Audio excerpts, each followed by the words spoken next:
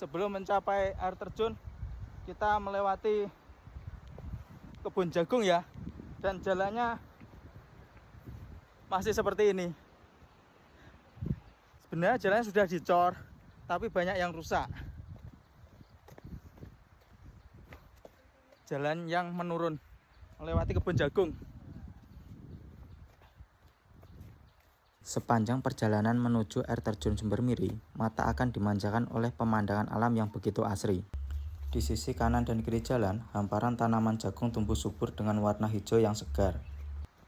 Jalan yang dilalui cenderung menurun, memberikan sensasi perjalanan yang berbeda, terkadang terasa menantang, namun justru menambah keseruan. Mendekati air terjun, suasana mulai berubah. Dari kejauhan, suara desiran air yang awalnya samar, perlahan terdengar semakin jelas. Dan sepertinya sudah dekat karena suara air yang menggeritik sudah terdengar.